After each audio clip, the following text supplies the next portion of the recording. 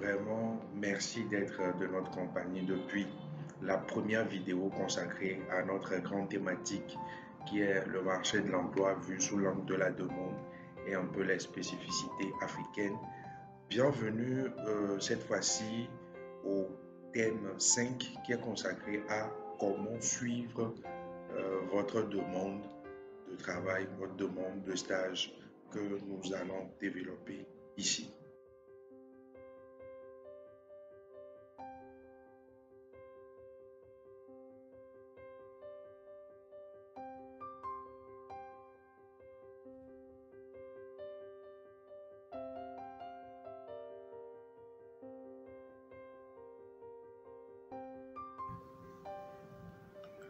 Pour ce thème 5 de notre grande thématique du marché de l'emploi sous l'angle de la demande d'emploi, nous parlons du suivi de votre demande d'emploi ou de stage. L'arborescence de ce thème va tourner autour de deux gros points. Le premier point va constituer à définir ce que c'est que le suivi de demande d'emploi et de stage en théorie qu'en pratique. Le dernier gros point va essayer de planter le décor sur comment effectuer la dite suivi en bonne et due forme. Parlant du suivi de demande d'emploi ou de stage, il faut savoir que postuler à un emploi ne se résume pas à envoyer seulement son curriculum vitae et sa lettre de motivation. Dans certains cas, il est également utile de faire un suivi de candidature. Ce point, nous le réitérons, est essentiel. Plus de 30% des demandes d'emploi ne sont pas considérées faute de suivi. En effet, l'offreur, l'entreprise en question qui retient votre demande, va constater à travers votre suivi votre intérêt pour le poste candidaté. Il s'agit alors de communiquer en théorie avec l'entreprise à laquelle vous avez postulé afin de savoir où en est le traitement de votre candidature.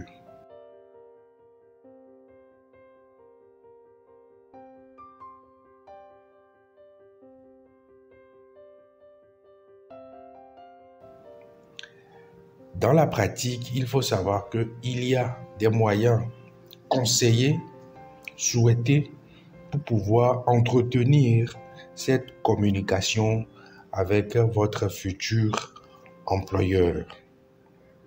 Il faut également relever, cependant, dans d'autres cas, ce peut être assez délicat pour certains responsables des ressources humaines d'entreprise. Il s'agirait d'une preuve de votre sens de l'initiative qu'ils vont louer, qu'ils vont louanger, tandis que d'autres pourraient se voir agacés par votre insistance entre griffes, si nous pouvons le dire. Également, vu de la façon pratique, voici quelques points qui seront un peu vos objectifs pour le suivi de votre demande. Il faut savoir qu'un bon suivi qui est parfaitement effectué pourrait être bénéfique pour votre candidature parce que ce faisant, vous attirez l'attention du recruteur sur votre profil, sur votre candidature. Le plus souvent, un suivi de candidature consiste à demander si votre curriculum vitae, si votre lettre de motivation ont bien été reçues. Vous pouvez également profiter pour demander si le recruteur a besoin d'autres informations pour bien meubler votre dossier de candidature. Maintenant, ce qu'il faut mettre à votre crédit en le faisant, c'est que dans une situation où beaucoup ont effectué une demande, vous avez quand même l'assurance de vous mettre en relief. Vous avez une certaine aisance à apporter de la lumière sur vous, puisque ce ne sont pas tous les candidatés qui vont effectuer le bon suivi comme vous serez en train de le faire. Enfin, pour clôturer cette première partie, le bon suivi vous permet également d'être au parfum de savoir comment se déroulera la suite du processus de recrutement. Si vous recevez une réponse positive de votre candidature ou si cette même candidature est en instance de traitement.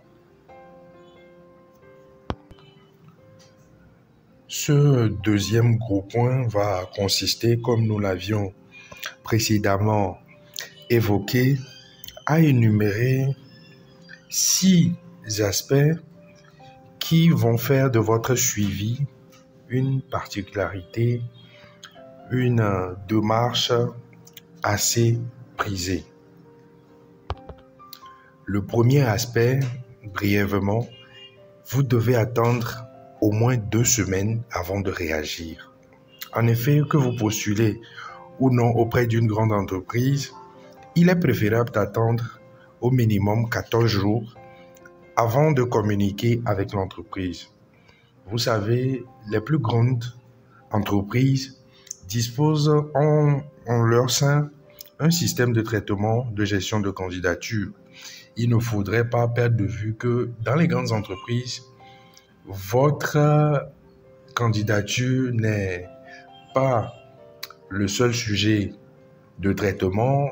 Une entreprise, surtout une entreprise, a beaucoup à faire et donc vous devez laisser le temps nécessaire à l'entreprise de traiter votre candidature et d'apporter un peu leur touche s'ils doivent vous retenir ou pas. Le second aspect, vous devez faire un tableau de suivi de candidature que vous avez envoyé dans les sociétés, dans les structures. En réalité, étant donné que vous êtes en recherche du travail ou de stage, vous aurez à faire beaucoup de demandes et il est facile que vous vous perdiez dans les demandes.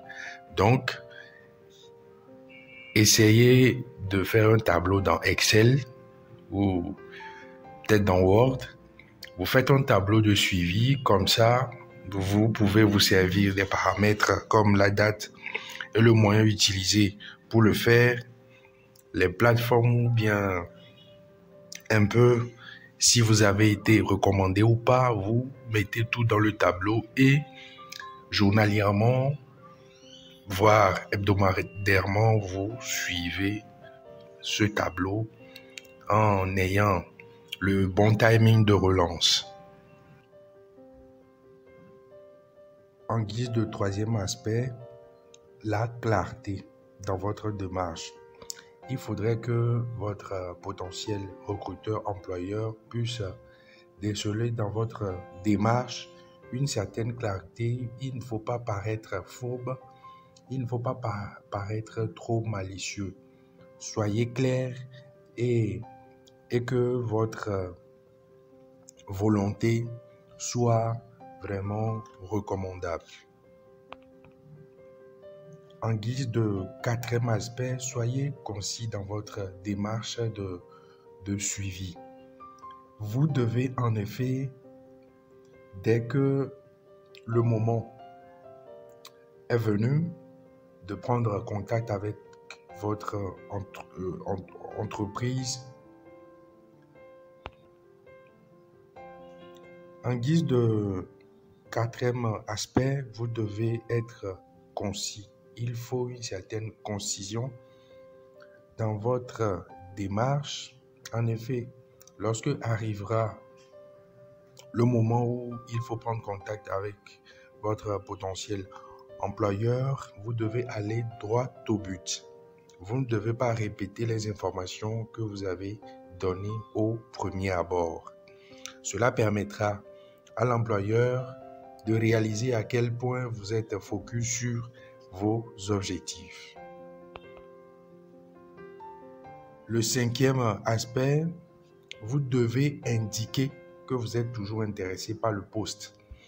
Justement, dès que vous avez l'opportunité de parler à votre futur employeur, vous devez toujours mentionner votre appétit, votre intérêt pour le poste candidaté.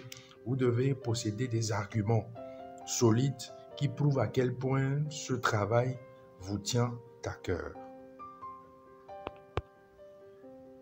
Enfin, en guise de sixième aspect, que ce soit par lettre recommandée, par lettre de suivi, ou ce soit par votre présence physique, que ce soit par appel téléphonique, vous devez toujours terminer par des remerciements et des formules de politesse. Vous devez mettre un accent particulier sur votre humilité, sur votre sens du respect.